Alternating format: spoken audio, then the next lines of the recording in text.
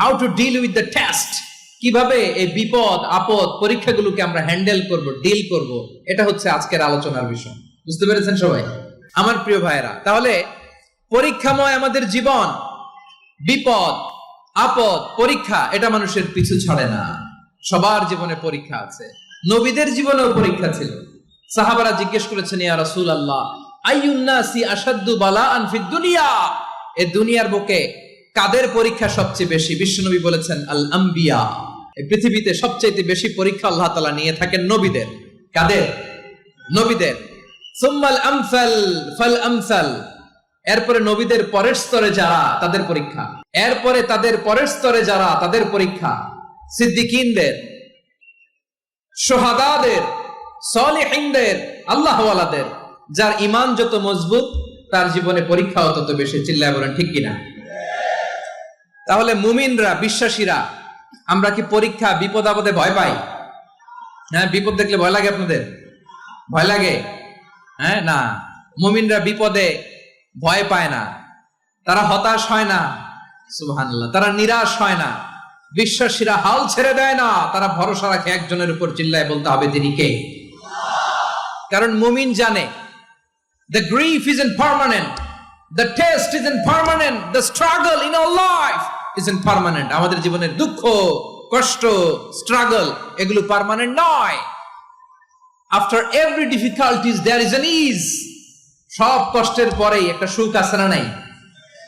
রব্বুল আলামিন বলেন, ফা ইন্না মাআল উসরি ইউসরা, ইন্না মাআল উসরি ইউসরা, ভয় পেও না, চিন্তা করো না, কষ্টের সাথেই আমি রেখে দিয়েছি স্বস্তি। সুবহানাল্লাহ বলেন। মুমিন জীবনে বিপদ যত বেশি, কষ্ট যত বেশি, তার সামনে সফলতা তার চেয়েও বেশি। ঠিক কিনা বলেন? কারণ বিশ্বাসীরা জানে রাত্রি যত গভীর হয়, সুবহে সাদিকের সময় তত আগাতে থাকে। গর্ভবতী নারীর পেটের ব্যথা যত বাড়তে থাকে, ঘরে নতুন মেহমান আগমনের সময় ঘনাতে থাকে। মুমিনদের উপর বিপদ, অত্যাচার, আপদ, পরীক্ষা যত বাড়তে থাকে, কালেমার পতাকা উড্ডয়নের সময় কাছে আসতে থাকে। বিশ্বাসীদের এগুলো হিসাব মিলানো অনেক আগে, এগুলো অনেক আগে হিসাব মিলানো। দুঃখের আধার শেষে সুখের আলো মিটি মিটি হাসে। চিল্লায় বলেন ঠিক কিনা? দুঃখ যত বেশি, পরীক্ষা যত বেশি, কষ্ট যত বেশি, সুখের সময় তত কাছাকাছি। চিল্লায় বলতে হবে ঠিক কিনা?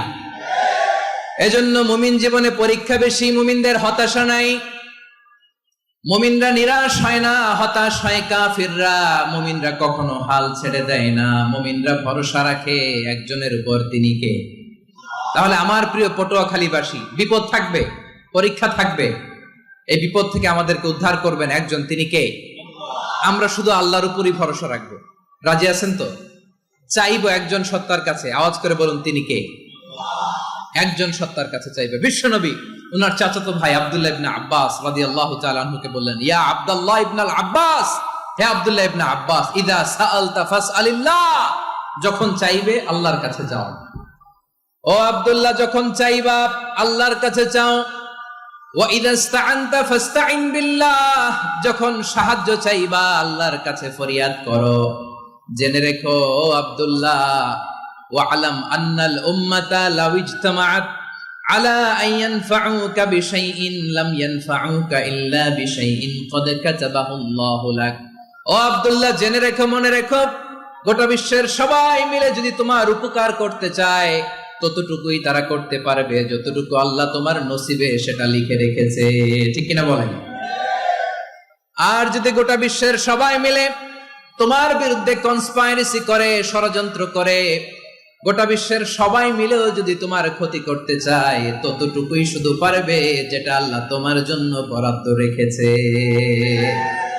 যতটুকু আল্লাহ তাআলা তোমার জন্য বরাদ্দ রেখেছে অতটুকুই ক্ষতি করতে পারবে, আর এক চুল বেশিও করতে পারবে না, কমও করতে পারবে না। চিল্লায় বলেন ঠিক কিনা? এজন্য আমরা চাইবো কার কাছে?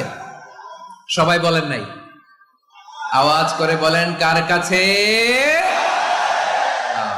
সব সময় আমরা আল্লাহর কাছে চাইবো, বিপদে আপদে, সুখে দুঃখে, সচ্ছল অবস্থায় অসচ্ছল অবস্থায়, পরাজয়ের সময় বিজয়ের সময়, সব সময় আমরা ভরসা রাখবো কার উপর?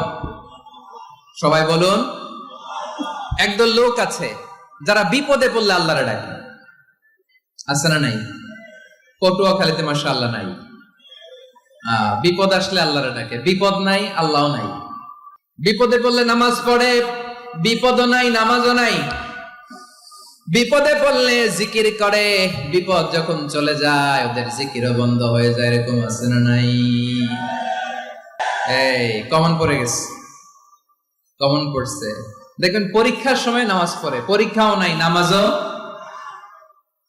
আছে। এরকম কিছু লোক আছে অসুস্থ হলে আল্লাহরে বড্ড ভালোবাসে, আল্লাহরে খুব ডাকে।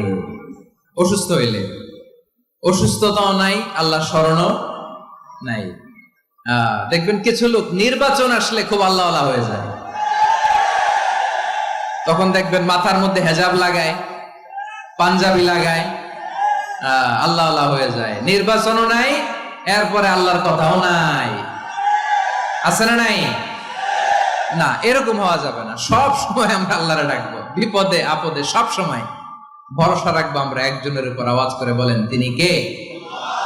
এ কথায় আল্লাহ তাআলা আমাদের চোখে আঙ্গুল দিয়ে জানিয়ে দিলেন, ফাইদা রাকিবু ফিল ফুলকি দা'আবুল্লাহা মুখলিসিনা লাহুদ্দিন ফালাম্মা নাজ্জাহুম ইলাল বাররি ইযা হুম ইউশরিকুন।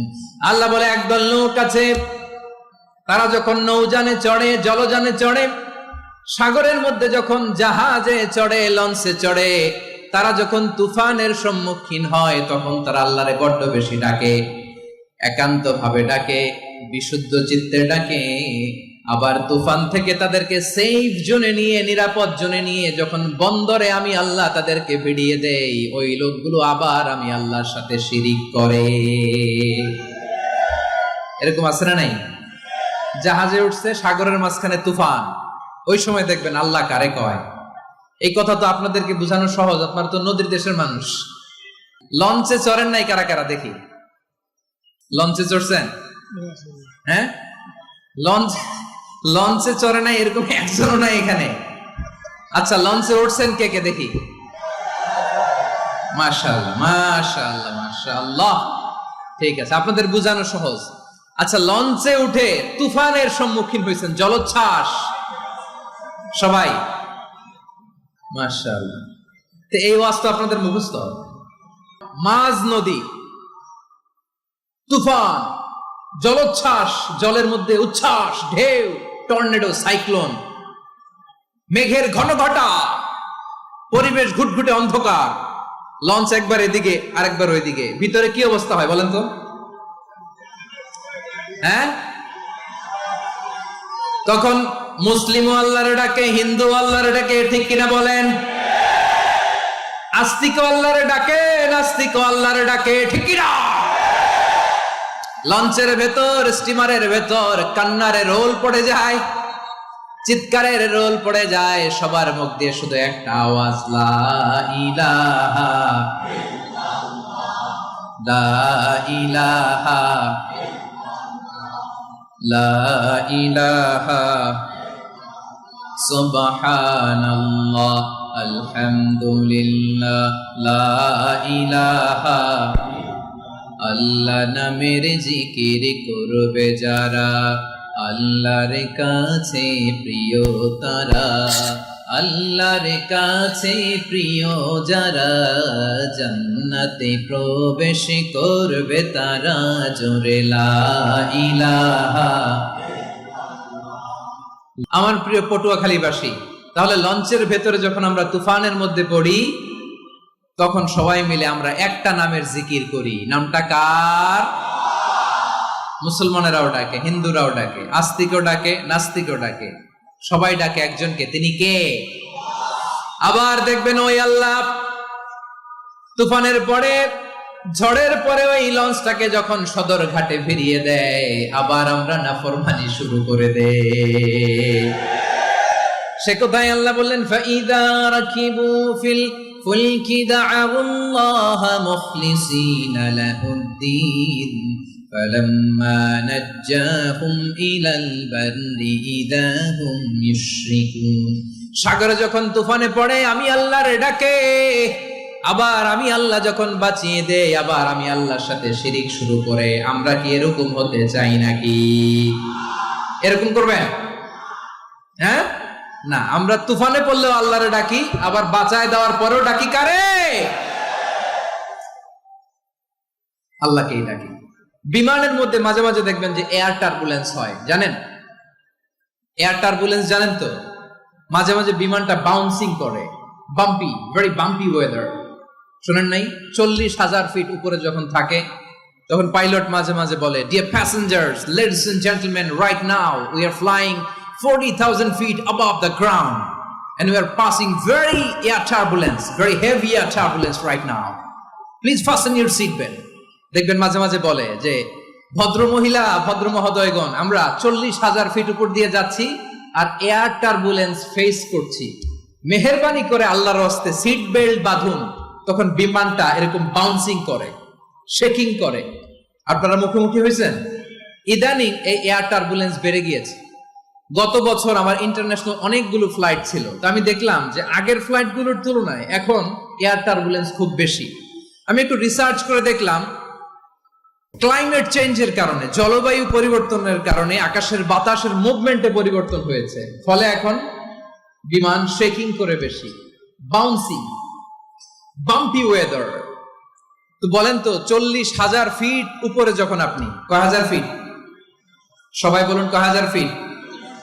40,000 ফিট উপরে যখন আপনি, তখন যখন বিমানটা এরকম বাউন্সিং করে, সবাই যখন ভমিটিং করে বিমান নষ্ট করে দেয়, বমি করে, তখন বাঁচানোর কে আছে আল্লাহ ছাড়া?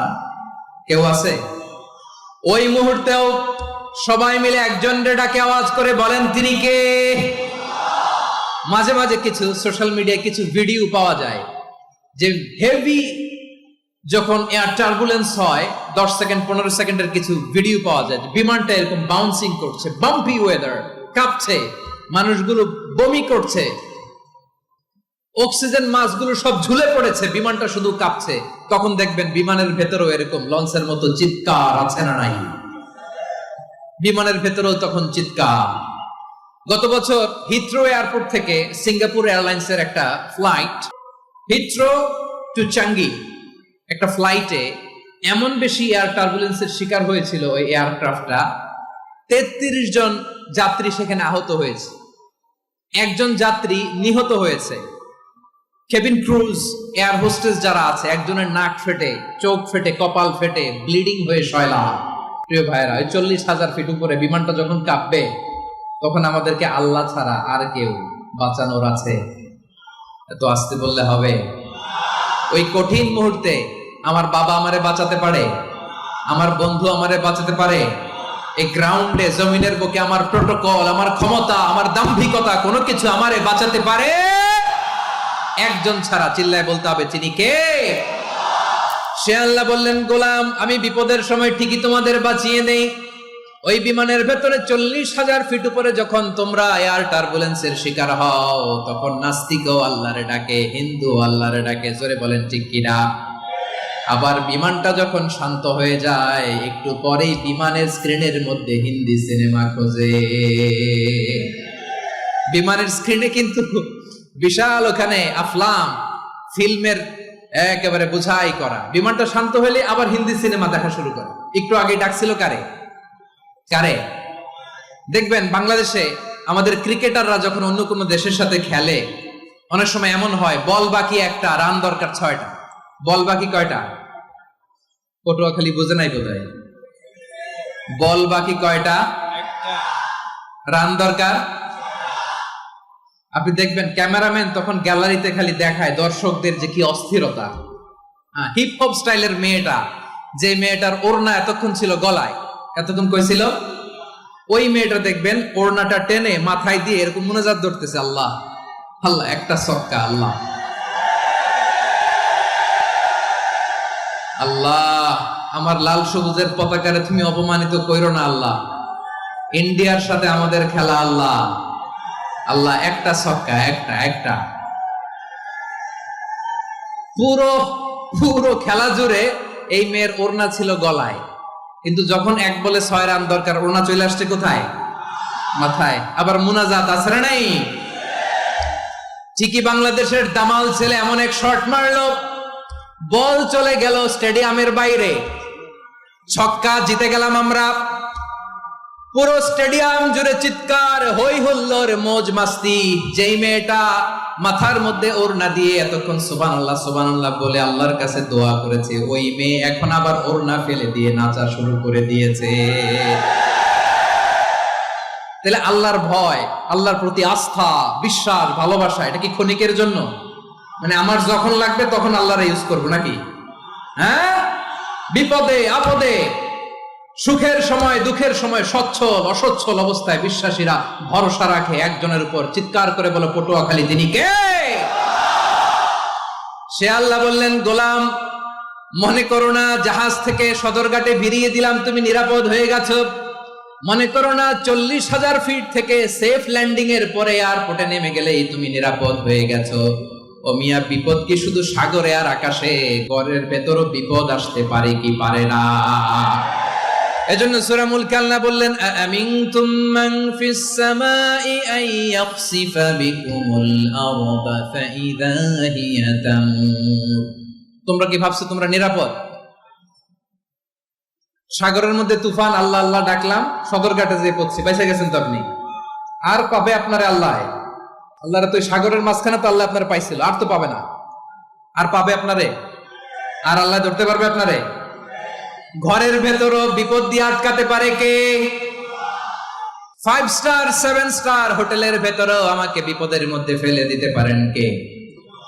আল্লাহ বললেন, তোমরা কি ভেবেছো তোমরা নিরাপদ? আমি চাইলে ল্যান্ডস্লাইডস, ভূমি ধস দিয়ে 1 লক্ষ এক মুহূর্তে নিয়ে যেতে পারি। এক সুনামি দিয়ে থাপ্পড় মেরে 3 লক্ষ সাগরের ভেতরে ঢুকায় দিতে পারি। 1 সেকেন্ডও লাগে না আমার। أم أمنتم من في السماء أن يرسل عليكم حاصبا فستعلمون كيف نذير। আল্লাহ চাইলে আকাশ থেকে পাথর বৃষ্টি নাজিল করতে পারেন কি পারেন না? এই মুহূর্তে এখানে ভূমিকম্প দিতে পারেন কি পারেন না? আচ্ছা, ভূমিকম্প যখন হয় আমাদের কারো হুঁশ থাকে? আপনি মনে করছেন আমরা সাধারণ মানুষ, আমরা দৌড় দেই, আর প্রেসিডেন্ট প্রধানমন্ত্রী ওনারা বুঝি খাটে শুয়ে থাকে? কথা বুঝে নাই বোধহয়।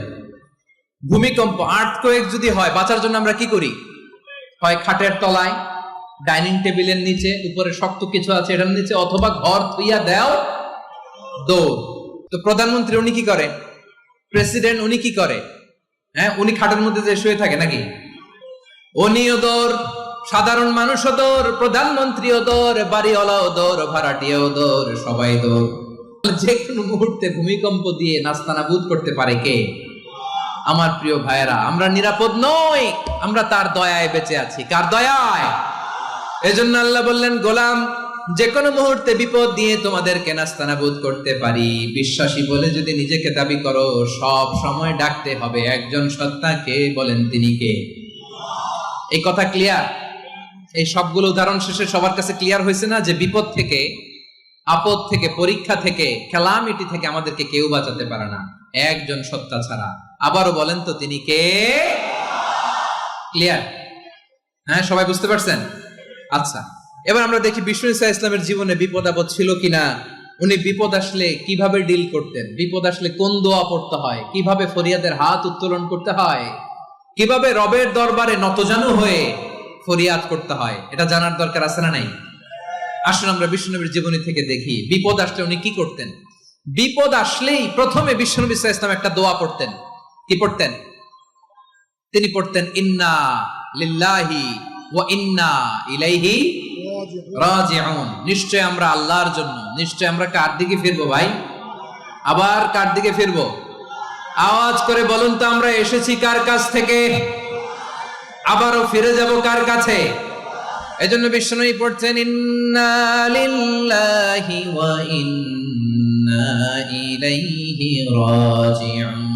নিশ্চয় আল্লাহর জন্য, ওই আল্লাহর দিকেই আমরা ফিরে যাব। তারপরে বিষ্ণুই পড়তেন, আল্লাহুম্মা আজুরনি ফি মুসিবাতি ওয়াখলুফ লি খায়রাম মিনহা। একসাথে প্রথমে পড়তেন ইন্না লিল্লাহি ওয়া ইন্না ইলাইহি রাজিউন, তারপর পড়তেন আল্লাহুম্মা আজুরনি ফি মুসিবাতি ওয়াখলুফ লি খায়রাম মিনহা। মানে আল্লাহ, এই যে আমি বিপদে ধৈর্য ধারণ করলাম, এটার সব তুমি আমারে দাও। আর যেটা হারালাম এর চেয়ে ভালো কিছু দিয়ে মেকআপ করে দিও, ভালো কিছু দিয়ে বদল করে দিও। সুবহানাল্লাহ পড়েন। তাহলে বিপদ আসলে আমরা কি পড়ব?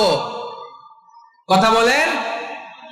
এই যে আমি শুয়েছিলাম, নাশিদ গাচ্ছিল ওরা, এদেশে পরস্পরে দেখা হলে দেয় সালাম, এদেশে আমজনতার হৃদয় জুড়ে পাক কালাম, এদেশে বিপদ এলে সর্বজনে সর্বক্ষণে দোয়া পড়ে ইন্না লিল্লাহ। কি পড়ে?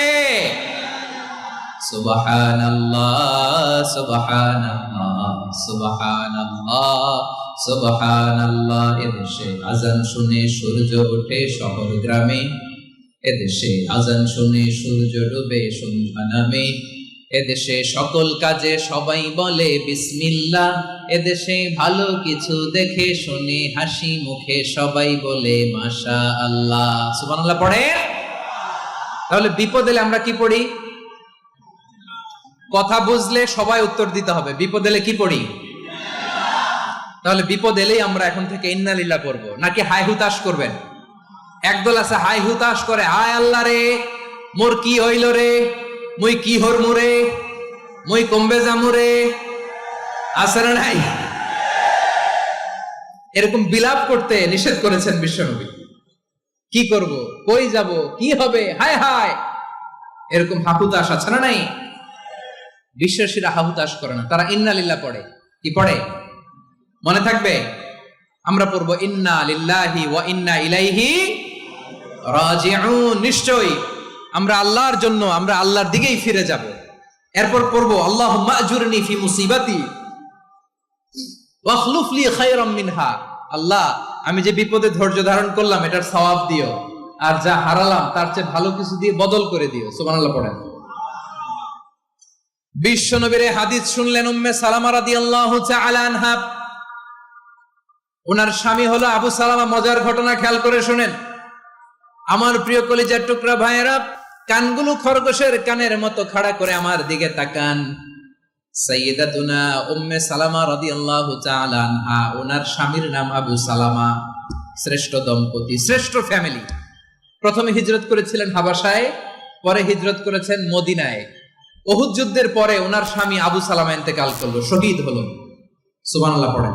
যখন আবু সালামা ইন্তেকাল করলো, উম্মে সালামা রাদিয়াল্লাহু তাআলা আনহা কেঁদে কেঁদে হয়রান। আর নবীর শিখানো বাণী অনুযায়ী তিনি বারবার পড়ছিলেন ইন্না লিল্লাহি। যেহেতু বিশ্বনবী বলেছেন কেউ যদি বিপদের প্রথম ধাক্কায় পড়ে ইন্না লিল্লাহি ওয়া ইন্না ইলাইহি রাজিউন, আল্লাহুম্মা আজুরনি ফি মুসিবাতি ওয়া আখলুফ লি খায়রাম মিনহা, তাহলে এই বিপদে যে সে যা হারালো তার চেয়ে শ্রেষ্ঠ কিছু দিয়ে আল্লাহ তার বদল দিয়ে দিবে। এই হাদিস শুনে উম্মে সালামা রাদিয়াল্লাহু তাআলা আনহা ওনার প্রাণ প্রিয় স্বামী আবু সালামার ইন্তেকালের পরে চোখের পানি ছাড়ে আর পড়ে ইন্না লিল্লাহি ওয়া ইন্না ইলাইহি রাজিউন, আল্লাহুম্মা আজুরনি ফি মুসিবাতি ওয়া আখলুফ লি খায়রাম মিনহা। বারবার এই দোয়া পড়ে চোখের পানি ছাড়ে, এই দোয়া পড়ে চোখের পানি ছাড়ে, আর মনে মনে বলে আবু সালামার মতো ভালো মানুষ মদিনাতে নাই, আবু সালামার চেয়েও ভালো মানুষ মদিনাতে নাই, তার চেয়ে ভালো মানুষ কি করে আল্লাহ তাআলা আমারে দিবে, তার চেয়ে ভালো মানুষ তো আমি মদিনাতে দেখি না। চোখের পানি দিয়ে বুক ভাসায় আর নবীর হাদিসের উপর আমল করে পড়ে ইন্না লিল্লাহি ওয়া ইন্না ইলাইহি রাজিউন, ইন্না লিল্লাহি ওয়া ইন্না ইলাইহি রাজিউন। পড়তে পড়তে চোখের পানি ছাড়ে আর চিন্তা করে বিশ্বনবী বললেন এই দোয়া পড়লে যেটা হারালাম তার চেয়ে ভালো কিছু দিয়ে আল্লাহ পুরস্কার দেয়। আবু সালামার চেয়ে ভালো মানুষ মদিনার মধ্যে আর কে হতে পারে? কি আজীব তামাশা, কি অবাক করা ঘটনা। কিছুদিন পরে দেখা গেল সাইয়্যিদুল মুরসালিন রাহমাতাল লিল আলামিন স্বয়ং বিশ্ব নবী উম্মে সালামাকে বিয়ের প্রস্তাব পাঠিয়েছে। স্বয়ং বিশ্ব নবী উম্মে সালামা রাদিয়াল্লাহু তাআলা আনহাকে বিয়ের প্রস্তাব পাঠিয়েছেন। উনি রাজি হয়ে গেলেন, বিয়ে হয়ে গেল, উনি হয়ে গেলেন উম্মুল মুমিনিন, আমাদের মা, পুরো মুসলিম উম্মার মা। চিৎকার করে বলেন আল্লাহু আকবার। তাহলে আমার প্রাণ প্রিয় ভাইয়েরা, বিপদে পড়লে আমরা পড়বো ইন্না লিল্লাহি ওয়া ইন্না ইলাইহি রাজিউন, আল্লাহুম্মা আজুরনি ফি মুসিবাতি ওয়া আখলুফ লি খায়রাম মিনহা। পড়বেন? পড়বেন না? যারা যারা বিপদ আসলে এই দোয়াটা পড়বেন এখন থেকে আওয়াজ করে ইনশাআল্লাহ বলেন। যা হারাইছেন তার চেয়ে শ্রেষ্ঠ জিনিস দিয়ে বদলা দিবে কে? বিশ্বাস হয়? একটু সন্দেহ লাগে মনে হয়, একটু সন্দেহ। সন্দেহ আছে? যাদের বিশ্বাস হবে তাদেরকে আল্লাহ উত্তম বদলা দেবে, ঠিক কিনা বলেন? তাহলে বিপদে পড়লেই প্রথমে আমরা এটা পড়ব। দোয়াগুলো যদি এখন মুখস্থ না হয়, এই যে রেকর্ডিং হচ্ছে, পেয়ে যাবেন, কালকেই পেয়ে যাবেন। শুনে শুনে মুখস্থ করবেন।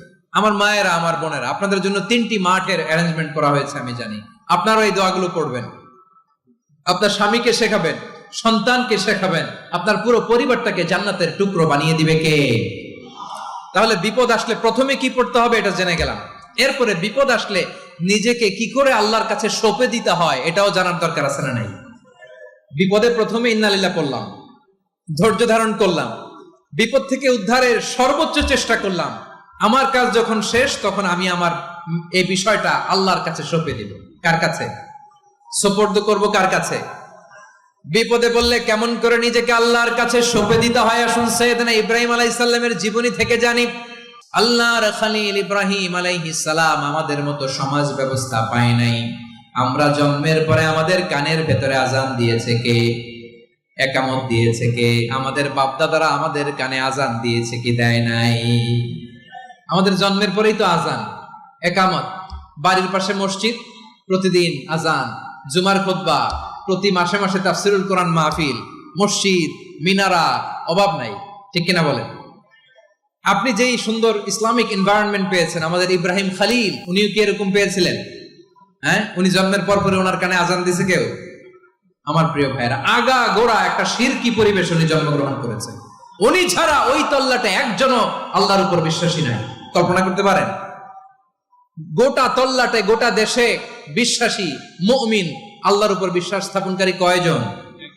সবাই বলেন কয়জন? বাকি সব মুশরিক।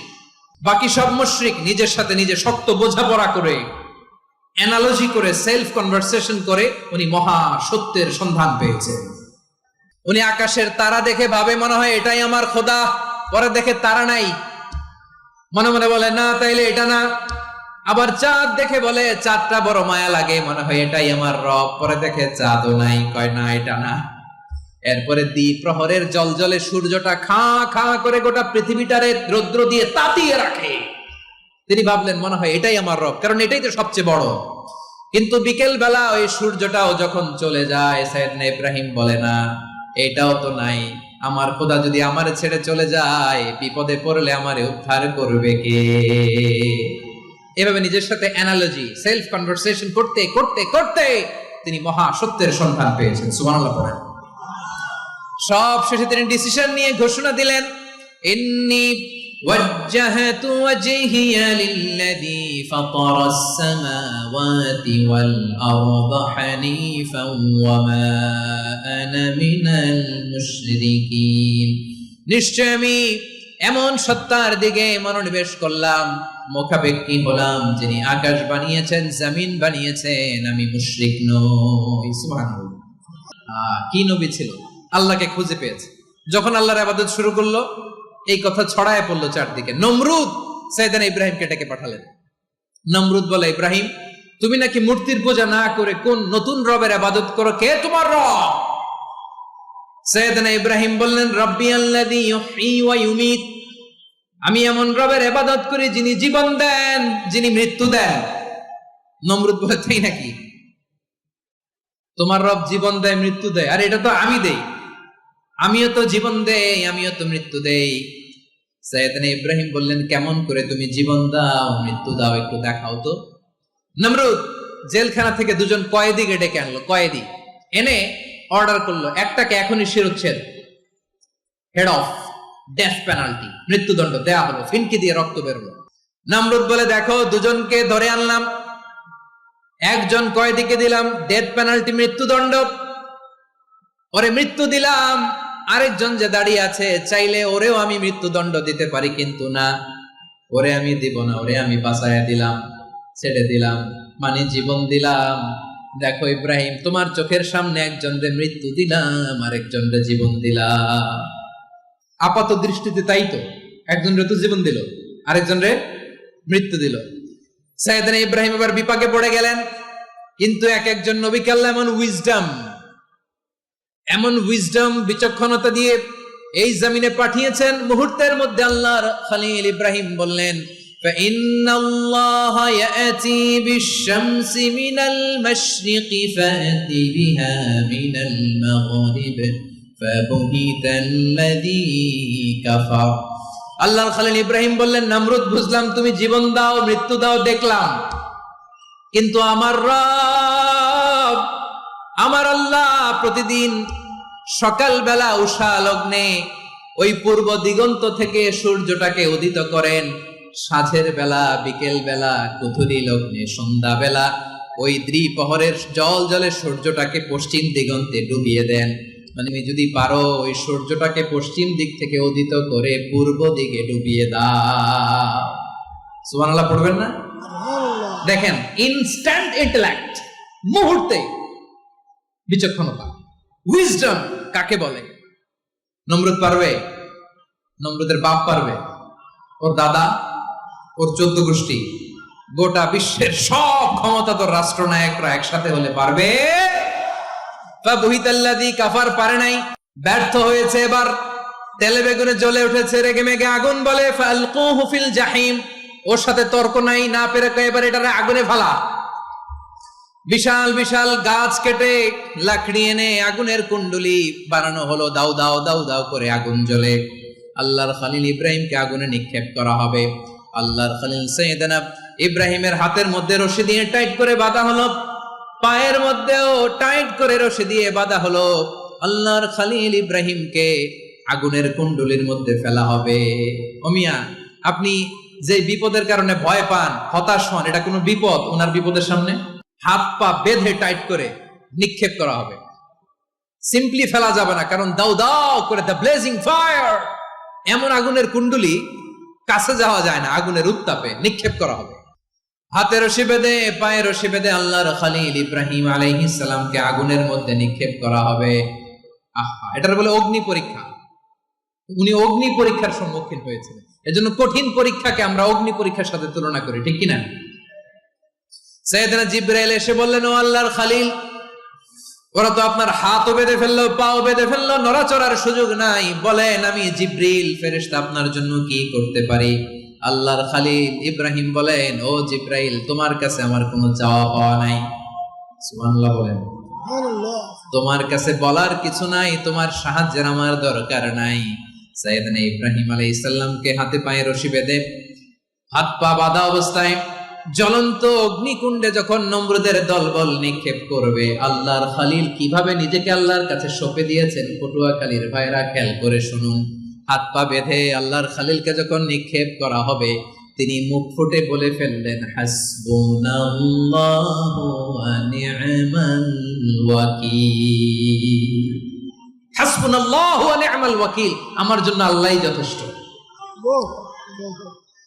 আমার জন্য আল্লাহই যথেষ্ট। তিনি আমার সবচেয়ে বড় গার্ডিয়ান, তিনি আমার সবচেয়ে বড় অভিভাবক। জিব্রাইলের সাহায্যে অফারকে ফিরিয়ে দিলেন, দুনিয়ার বুকে কারো কাছে কিছু বলেন নাই, মুখ ফুটে বলেছেন হাসবুনাল্লাহ। ও আমার পটুয়াখালীর প্রাণের ভাইয়েরা, খেয়াল রাখবেন, কোন বান্দা তার হাতে থাকা সব চেষ্টাটুকুন করার পরে মুখ ফসকে মুখ দিয়ে যখন বলে ফেলে হাসবুনাল্লাহ, বান্দা যখন হাসবুনাল্লাহ বলে ফেলে, ওই ব্যাপারটা ডিল করার দায়িত্ব স্বয়ং আল্লাহ আরশের উপর থেকে নিয়ে নেয়। আপনি যখন বলে ফেলবেন হাসবুনাল্লাহ, এটা ডিলিং করবে কে তখন? চিল্লায় বলেন না, তিনি কে? বান্দা তার সাধ্যের সবটুকু চেষ্টার পরে নতজানু হয়ে যখন বলবে হাসবুনাল্লাহ, আল্লাহ তুমি আমার জন্য যথেষ্ট, নি'মাল ওয়াকিল, তুমি আমার শ্রেষ্ঠ অভিভাবক, তখন তার কি দরকার না দরকার এটা ডিল করে স্বয়ং আল্লাহ। নিক্ষেপ করা হলো সাইয়েদনা ইব্রাহিমকে অগ্নিকুণ্ডলিতে। হাজার হাজার মানুষের দৃশ্য দেখার জন্য জড়ো হয়েছে এরকম বিশাল ময়দানে। কিন্তু কি অবাক করা ঘটনা, সবাই ভয় পাচ্ছিল, না জানে কি হয়ে যায়। আল্লাহর খলিলকে যখন আগুনের কুণ্ডলিতে নিক্ষেপ করা হয়, আল্লাহর খলিল ইব্রাহিম আগুনের কুণ্ডলীর মধ্যে বসে বসে মানুষগুলোর দিকে তাকিয়ে হাসতে শুরু করে দেয়। কারণ আকাশ থেকে রব্বুল আলামিন স্পেশাল ভার্ডিক্ট নাজিল করেছেন, স্পেশাল হুকুম জারি করেছেন, কুল্লা ইয়া নারু কুনি বারদান ওয়া সালামান আলা ইব্রাহিম। ও আগুন খবরদার, সৃষ্টির শুরু থেকে তোকে একটা ধর্ম আমি বাতলে দিয়েছিলাম, তোর ধর্ম আগুনের ধর্ম হলো যা পাবে জ্বালিয়ে সারখার করবে। আল্লাহ বলল, আগুন তোর ধর্ম দিয়েছিলাম, তুই সব জ্বালিয়ে পুড়িয়ে সারখার করে দিবি, কিন্তু ক্ষণিকের জন্য আমি তোর জ্বালিয়ে দেওয়ার ক্ষমতাটাকে কেড়ে নিলাম, জ্বালিয়ে ভস্ম করে দেওয়ার ক্ষমতা আমি কেড়ে নিলাম। কুনি বারদান, ঠান্ডা হয়ে যা, কিন্তু এত বেশি ঠান্ডা হবি না আবার আমার ইব্রাহিমের জন্য সর্দি লেগে না যায়। সুবহানাল্লাহ, এত আস্তে বললে হবে? কুনি বারদান, বারদ মানে বরফ, ঠান্ডা, ঠান্ডা হ, কিন্তু এত ঠান্ডা হবি না যাতে আমার ইব্রাহিমের কষ্ট হয়। আগুন বলে, আল্লাহ একবার বললাম ঠান্ডা হ, আবার বলো এত ঠান্ডা হবি না যাতে খালিলের সর্দি না লাগে। কেমন ঠান্ডা হব, কেমন এনভায়রনমেন্ট তৈরি করে দেব বলো? আল্লাহ বললেন, সালামান আলা ইব্রাহিম, আমার খলিল, আমার কলিজা, আমার ইব্রাহিমের জন্য তুই জান্নাতের গুল বাগিচা হয়ে যা। ও ভাই, নবী মুসার মতো ঈমান হলে রাস্তা হবে সাগর জলে, নবী ইউসুফের মতো ঈমান হলে একে একে দরজা খোলে, নবী ইব্রাহিমের মতো ঈমান যদি আজও থাকে বিদ্যমান, অগ্নিকুণ্ডে দেখতে পাবে খুবসুরত এক ফুল ভাগা। কুলনা ইয়া নারু কুনি বারদান ওয়া সালামান আলা ইব্রাহিম। বান্দা যখন মুখ দিয়ে বলে হাসবুনাল্লাহ, আমার আল্লাহ আমার জন্য যথেষ্ট, এই বলে যখন নিজেকে সঁপে দেয়, তার কি লাগবে ওই দায়িত্ব স্বয়ং নিয়ে নেয় কে? সবাই বলেন, স্বয়ং নিয়ে নেয় কে? তাহলে আমার প্রিয় ভাইরা, বিপদের শুরুতেই আমরা বলবো ইন্না লিল্লাহ। শুরুতে কি বলবো? এরপরে যেই বাক্যটা পড়ে নিজের পরিস্থিতিকে আল্লাহর দরবারে সঁপে দিব, সেটা হচ্ছে হাসবুনাল্লাহ। সেটা কি? বিষ্ণু বলেন, লা ইয়াজালু লিসানুকা রাতাবান মিন যিকরিল্লাহ, সব সময় আল্লাহর স্মরণ দিয়ে, জিকির দিয়ে জিহ্বাটারে সিক্ত রাখো। আর শয়তানু জাসিমুন আলা কলবি ইবনে আদম, শয়তান বনি আদমের কলবে খামচি মেরে বসে থাকে। ফাইদা যাকারাল্লাহ খানাসা, মানুষ যখন আল্লাহর স্মরণ করে জিকির করে শয়তান দৌড়ে পালায়। ওয়া ইদা গাফালা ওয়াসওয়াসা, যখনই বনি আদম গাফেল হয় তখনই শয়তান তার হৃদয়ে ওয়াসওয়াসা দেয়। এজন্য বিপদে পড়লে ইন্না লিল্লাহ, নিজের সব টুকুন করার পরে, নিজের রোল প্লে করার পরে নিজেকে আমরা কি বলে সঁপে দিব? সবাই বলেন, আরো জোরে বলেন, মনে থাকবে? বিপদে পড়লে প্রথমে ইন্না লিল্লাহ, এরপরে নিজেকে যখন সঁপে দিব তখন হাসবুনাল্লাহ। এরপরে কঠিন বিপদ যদি যখন বিশ্বনবী পড়তেন তখন কি করতেন? এমন বিপদ মাঝে মাঝে হয় না, দেয়ালে পিঠ থেকে যায়, চোখে মুখে অন্ধকার, কি করব দিশা খুঁজে পাই না, এরকম হয় কখনো? হ্যাঁ, আপনাদের হয়? হয় না? কিন্তু জান্নাতে আছেন আপনারা। হয় হয় হয়। বিশ্বনবী এরকম কঠিন বিপদে পড়েছেন জীবনের কিছু কিছু মুহূর্তে। ওই মুহূর্তে বিশ্বনবী স্পেশাল দুইটা দোয়া পড়তেন। এই দোয়াগুলো আপনাদেরকে জানিয়ে দেয়। বিশ্বনবী বলেন, কঠিনতম বিপদে যখন পড়বা, দেয়ালে পিঠ থেকে যায়, চোখে মুখে অন্ধকার, বাঁচার কোনো উপায় নাই, তখন পড়বা লা ইলাহা ইল্লা আনতা সুবহানাকা ইন্নী কুনতু মিনাজ জালিমিন। আল্লাহ, তুমি ছাড়া কোনো ইলাহ নাই, তুমি পবিত্র, নিশ্চয় আমি জালিমদের অন্তর্ভুক্ত। সুবহানাল্লাহ বলেন। এই দোয়া সাইয়েদনা ইউনূস আলাইহিস সালাম পড়েছিলেন যখন মাছের পেটে ছিলেন। কিসের পেটে?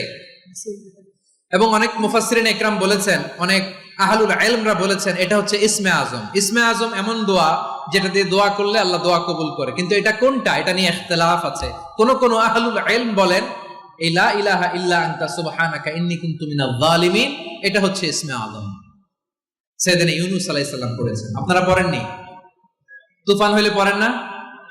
আমাদের এলাকায় তো এটা খুব, এটার উপর ব্যাপক আমল আছে। পটুয়াখালীতে কি অবস্থা বলেন?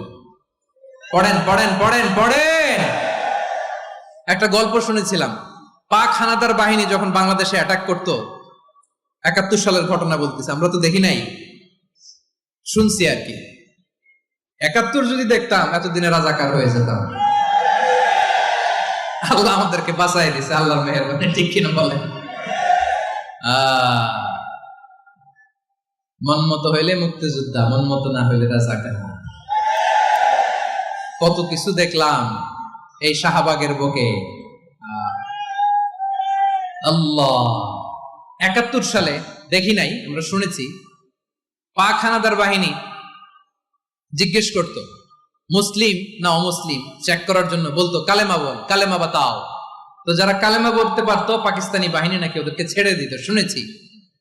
তো একজনকে, এক বাঙালিরে পেয়ে তার মাথার মধ্যে বন্দুকর নল ধরে বলতেছে কালেমা বল সালে, কালেমা বাতা, কালেমা বল। তো ভয়ের চোটে এই দোয়া পড়া শুরু করছে। ও পড়তেছে লা ইলাহা ইল্লা আনতা সুবহানাকা ইন্নী কুনতু মিনাজ জালিমিন। পাকিস্তানি বলে সালে ये तो मुसीबत का কালেমা है। বাঙালি কয় হাম তো ভি মুসিবত মে হ্যায়।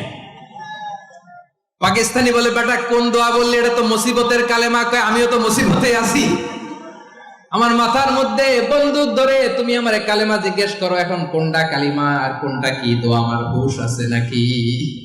প্রিয় ভাইরা, আসলে এটা দোয়াউল মুসিবা, বিপদে পড়লে এ দোয়া পড়তে হয়। লা ইলাহা ইল্লা আনতা সুবহানাকা ইন্নী কুনতু মিনাজ জালিমিন। এটা পড়বেন আপনারা। এই দোয়া পড়ে সাইয়েদনা ইউনূস আলাইহিস সালাম মাছের পেট থেকে রক্ষা পেয়েছিলেন। রক্ষা করেছিল কে? ইউনূস নবী রে যখন খাইলো মাছেতে গিলিয়া, ফেরেশতা পাঠাইয়া দিলে ইসমে আজম দিয়া। প্রাণে ছিল যাহার ভয় সেথা পাইল আশ্রয়, প্রাণে ছিল যাহার ভয় সেথা পাইল আশ্রয়। মাছের পেট হতে সে যে পেল পরিত্রাণ। আল্লাহু আল্লাহু তুমি জাল্লে জালালুহু, শেষ করা তো যায় না গে তোমার গুণগান। আল্লাহু আল্লাহু সুবহানাল্লাহ পড়ে। লা ইলাহা ইল্লা আনতা সুবহানাকা ইন্নী কুনতু মিনাজ জালিমিন। বিশ্বনবী বললেন দেয়ালে পিঠ থেকে গেলে, চোখে মুখে অন্ধকার, বাঁচার কোনো উপায় নাই, তখন এই দোয়াটা পড়তে হবে। এই দোয়া পড়ে আল্লাহর কাছে ফরিয়াদ করলে বিপদ মুক্ত করবেন কে? কেন এই দোয়াটা আল্লাহর কাছে বড্ড প্রিয় জানেন আমার ভাইয়েরা? কারণ এই দোয়ার মধ্যে 3টা জিনিস আছে। আমি যেরকম আঙ্গুল উঁচু করেছি এরকম করেন তো। 3টা। কয়টা? 3টা। 1 নম্বরে হচ্ছে তাওহীদ, 2 নম্বরে তাসবিহ, 3 নম্বরে তাকরীর। আই রিপিট, আবারও বলছি, 1 নম্বরে তাওহীদ, 2 নম্বরে তাসবিহ, 3 নম্বরে তাকরীর। এই দোয়াটা আল্লাহর কাছে এত পছন্দনীয় কারণ এ দোয়ার প্রথম অংশে আছে তাওহীদ, আল্লাহর একত্ববাদের ঘোষণা। লা ইলাহা ইল্লা আনতা, ও আল্লাহ আপনি ছাড়া কোনো ইলাহ নাই, উপাস্য নাই। এই কথা বললে আল্লাহ বড় খুশি হয়ে যায়। সুবহানাল্লাহ পড়েন। এ দোয়ার দ্বিতীয় অংশে আছে তাসবিহ, মানে আল্লাহর প্রশংসা, প্রশংসা সূচক বাণী। সুবহানাক সুবহানাক সুবহানাক, ও আল্লাহ আমি আপনার পবিত্রতা ঘোষণা করছি। সুবহানাক, এই কথা শুনলেও আল্লাহ খুশি হয়ে যায়। সুবহানাল্লাহ পড়েন। এই দোয়ার তৃতীয় অংশে আছে তাকরীর। তাকরীর মানে পাপের স্বীকৃতি। তাকরীর মানে কি?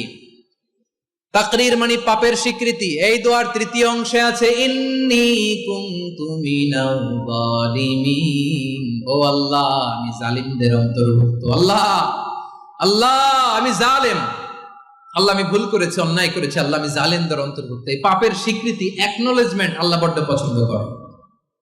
যখন আল্লাহর কাছে আপনি ছোট হবেন, ছোট হতে হতে যত ছোট হবেন ওই দৃশ্যটা দেখতে আল্লাহ বড্ড পছন্দ করে। সুবহানাল্লাহ বলেন। 3 নম্বর অংশ ইন্নী কুনতু মিনাজ জালিমিন, আল্লাহ আমি জালেমদের অন্তর্ভুক্ত। সাইয়েদনা আদম আলাইহিস সালাম ভুল করে যখন নিষিদ্ধ গাছের ফল খেয়ে ফেললেন, আল্লাহ বললেন আদম ক্ষমা পেতে চাইলে তুমি আর হাওয়া মিলে স্বীকৃতি দাও, পাপের স্বীকৃতি আর পড়ো রব্বানা যালামনা আনফুসানা ওয়া ইল্লাম তাগফির লানা ওয়া তারহামনা লানাকুনান্না মিনাল খাসিরিন। ও আল্লাহ আমি আদম আর হাওয়া যালামনা আনফুসানা, আমরা আমাদের নফসের উপর বড্ড জুলুম করেছি। আল্লাহ ওয়া ইল্লাম তাগফির লানা ওয়া তারহামনা, আপনি যদি ক্ষমা না করেন, আপনি যদি দয়া পরবশ না হন, আপনি যদি রহম না করেন, আমরা তো ক্ষতিগ্রস্তদের মধ্যে শামিল হয়ে যাব। এই দোয়া করার সাথে সাথে সাইয়েদনা আদম আর হাওয়া আলাইহিস সালামকে ক্ষমা করে দিলেন কে? তাহলে এই দোয়ার 3 নম্বর অংশ তাকরীর, এটা আল্লাহ বড্ড পছন্দ করে। আমার কলিজার টুকরা ভাইয়েরা, গুনাহ করে শিকার যেতে হবে, এটা আল্লাহ ভালোবাসেন। সাইয়েদনা আবু বকর রাদিয়াল্লাহু তাআলা আনহু বিষ্ণু ঈসা ইসলামকে বললেন, ইয়া রাসূলুল্লাহ আল্লিমনি দুআআন আদউ বিহি ফি সালাতি, নবী হে আপনি আমার এমন একটা স্পেশাল দোয়া শিখায়া দেন যে দোয়াটা আমি নামাজে পড়ব। নবী বললেন, তাহলে তুমি পড়ো, আল্লাহুম্মা ইন্নী যালামতু নাফসি যুলমান কাসীরান ওয়া লা ইয়াগফিরুয যুনুবা ইল্লা আনতা ফাগফিরলি মাগফিরাতাম মিন ইনদিকা ওয়ারহামনি ইন্নাকা আনতাল গফুরুর রহিম। সুবহানাল্লাহ। সালাম ফিরানোর আগে পড়েন, কথা কয় না, পড়েন পড়েন। ও আবু বকর, নামাজে যদি দোয়া করতে মনে চায় এই দোয়াটা পড়বা, আল্লাহুম্মা ইন্নী যালামতু নাফসি, আল্লাহ জুলুম করেছি আমার নফসের উপর, যুলমান কাসীরা, অনেক জুলুম, ওয়া লা ইয়াগফিরুয যুনুবা ইল্লা আনতা, আপনি ছাড়া এই জুনুব, এই পাপ ক্ষমা করার দ্বিতীয় কোনো রব নাই। আছে? ও আমার রব, আমি ছাড়া এই জমিনের বুকে তোমার গোলামের অভাব নাই, কিন্তু তুমি ছাড়া তো আমার দ্বিতীয় কোনো রব নাই। পারবেন বলতে? পারবেন? চোখের পানি ছেড়ে আল্লাহরে বলবেন, আল্লাহ তুমি আমার রব, তুমি আমার সব। কি বলবেন? আল্লাহ আমারে রব। সবাই বলুন, আল্লাহ আমারে রব, দমে দমে তনু মনে তারি অনুভব, আল্লাহ আমারে রব। আল্লাহরে বলেন, আল্লাহ তুমি আমার রব, তুমি আমার সব। আল্লাহ আমি ছাড়া এই জমিনে তোমার গোলামের অভাব নাই, তুমি ছাড়া আমার দ্বিতীয় কোনো রব নাই। এ কথা বলে চোখের পানি ছেড়ে আল্লাহরে স্বীকৃতি দেন, আল্লাহ আমি পাপী, আল্লাহ এই জমিনে আমার চেয়ে বড় পাপী আর কেউ নাই। ওযু করে সিজদায় লুটিয়ে পড়ে চোখের পানি ছেড়ে আল্লাহরে পাপের স্বীকৃতি দেন, আল্লাহ এমন কোন জুলুম নাই, গুনাহ নাই আমি করি নাই, সগীরা কবিরা, জেনে না জেনে, ইচ্ছায় অনিচ্ছায়, শিরকি বেদাতি সব গুনাহ করেছি। আল্লাহ আকাশের নিচে জমিনের উপরে আমার চেয়ে বড় গুনাহগার আর কেউ নাই। চোখের পানি ছেড়ে আল্লাহরে বলেন, আল্লাহ আমি ছাড়া তোমার গোলামের অভাব নাই, তুমি ছাড়া আমার দ্বিতীয় কোনো রব নাই, তুমি ছাড়া তো কেউ আমার গুনাহ ক্ষমা করার নাই, তুমি আমার রব, তুমি আমার সব। বলতে পারবেন? এই তাকরীর আমার পটুয়াখালীর ভাই, এই স্বীকৃতিটা দেখতে আল্লাহ বড় ভালোবাসেন, কারণ আমরা সবাই গুনাহগার। আমরা সবাই কি? বিশ্বনবী বলেন, কুল্লুকুম খাত্তাউন, আ বনি আদম তোমরা সবাই পাপী। সবাই কি? সবাই পাপী। আমরা সবাই পাপী, আপন পাপের বাটখারা দিয়ে অন্যের পাপ মাপি। আমরা যে পাপী এটা ভাবতে মনে চায় না কারো, খালি অন্যের পাপ দেখি আমরা, এটা ভুল। ওর এই পাপ, ও পাপী, ও জালেম, ও জাহান্নামী, এরকম একটা টেন্ডেন্সি। আমার যে কি হালাত এটার খেয়াল নাই। খেয়াল করতে হবে যে আমি সবচেয়ে বড় পাপী, ঠিক কিনা বলেন? পাপ করি নাই এমন কেউ আছি? হ্যাঁ আছি, আছি। কেউ না জানলেও জানে কে আমার পাপের ঘটনা? পৃথিবী না জানুক আমি তো জানি, আমি কি পাপ করেছি। ও আমার কলিজার টুকরা ভাইয়েরা, মাথাটাকে নিচু করে জীবনের সব গুনার ফিরিস্তিগুলো একটা একটা করে স্বীকার করে আল্লাহরে বলেন, আল্লাহ আমি পাপী, আল্লাহ আমার চেয়ে বড় পাপী এই দুনিয়াতে কেউ নাই, আকাশের নিচে জমিনের উপরে আমার চেয়ে বড় পাপী কেউ নাই। একটা একটা করে আল্লাহ স্বীকার করি আমি পাপী, সব পাপের স্বীকৃতি দিলাম। পৃথিবী না জানুক আমি তো জানি, আমি কি পাপ করেছি। হায় আমার পাপের করলে বিচার, বাঁচার আমার নাই উপায়। দয়াময় তুমি মাফ করো আমায়, মাফ করো। আল্লাহ তাআলা যদি দয়া করে আমাদেরকে মাফ না করে, আমাদের বাঁচার কোনো উপায় নাই। আপনি কি ভেবেছেন আপনার নামাজ দিয়ে আপনি জান্নাতে যাবেন? আপনি তাহাজ্জুদ গুজার, সেজদা দিতে দিতে কপালে দাগ ফেলেছেন, এটা আপনারা জান্নাতে নেবে না। আপনি এলাকার সবচেয়ে বড় হাতেম তাই দানশীল, এই দানের ভরসায় বসে আছেন। আমাদের নামাজ, আমাদের রোজা, আমাদের ইবাদত, এগুলোকে মিজানের পাল্লায় উঠালে কোনো ওজনই হবে না। তবে আমাদের একটা কৌশল জানা আছে, আমরা আল্লাহর রহমতের ভিখারি। আমরা সেদিন আগেই গুনার স্বীকৃতি দিয়ে দেব। আমরা বলবো, আল্লাহ তুমি প্রশ্ন করার আগে তোমার একটা কথা বলি, আমারে কিছু জিজ্ঞেস করো না, আমি সব করেছি। এমন কোন পাপ নাই যে পাপ আমারে দিয়ে হয় নাই। তোমার রহমত দিয়ে তুমি জান্নাতে পাঠাবা, তোমার দয়ায় জান্নাতে যেতে চাই, আমল দিয়ে না। পারবেন বলতে? কিয়ামতের দিন আমরা বলবো, আল্লাহ আমার আমল দিয়ে জান্নাত চাই না, আমি তোমার দয়া দিয়ে জান্নাত চাই। তোমার দয়া ছাড়া আমার কোনো উপায় নাই। কারণ আল্লাহ যদি বিচার করে বাঁচার কারো উপায় নাই। আল্লাহ যদি বলে ফেলেন তুই এটা করলি কেন, ওখানে গেলি কেন, কোরআনে 1000 বার নিষেধ করলাম তারপরেও এই পাপে জড়ালি কেন, এরকম প্রশ্ন ছুড়ে দিলে আমার উত্তর আছে? বাঁচার কোনো উপায় আছে? রোজ হাসরে হে আল্লাহ আমার করোনা বিচার, আল্লাহ করোনা বিচার, বিচার চাহি না তব দয়া চাহি, এ গুনাহগার আল্লাহ করোনা বিচার। আমার প্রিয় ভাইরা, এই দোয়া আল্লাহর কাছে পছন্দনীয় হওয়ার কারণ 3টা। দোয়ার প্রথম অংশে আছে তাওহীদ, আল্লাহর একত্ববাদের ঘোষণা। এই দোয়ার দ্বিতীয় অংশ আছে তাসবিহ, আল্লাহর প্রশংসা সূচক বাণী। এই দোয়ার 3 নাম্বার অংশ পাপের স্বীকৃতি। তাহলে আমরা সবাই গুনাহগার। আমরা আল্লাহর কাছে পাপের স্বীকৃতি দিয়ে বলবো, ও আল্লাহ ইন্নী কুনতু মিনাজ জালিমিন, আমরা জুলুম করেছি, পাপ করেছি, অন্যায় করেছি, আল্লাহ বুঝতে পারি নাই, শয়তানের ওয়াসওয়াসায় পড়ে, বন্ধুর পাল্লায় পড়ে, নফসের খায়েশ মিটাতে যে আল্লাহ করে ফেলেছি। তুমি গুনাহ না মাফ না করলে আমাদের গুনাহ মাফ করার দ্বিতীয় কেউ নাই। ঠিক কিনা বলেন? এভাবে অনুতপ্ত হয়ে যদি আল্লাহর কাছে দোয়া করেন, দেয়ালে পিঠ থেকে গেছে, কোনো রাস্তা নাই বের হওয়ার, ওই মুহূর্তেও আপনাকে বিপদ থেকে উদ্ধার করবে কে? বিশ্বনবী চরম বিপদে পড়লে 2টা দোয়া পড়তেন। প্রথম হলো এটা, লা ইলাহা ইল্লা আনতা সুবহানাকা ইন্নী কুনতু মিনাল জালিমিন। এই দোয়াটা আমরা বেশি বেশি পড়ব প্রিয় ভাই। রাজি আছেন? সবাই আওয়াজ করে পড়ুন ইনশাআল্লাহ।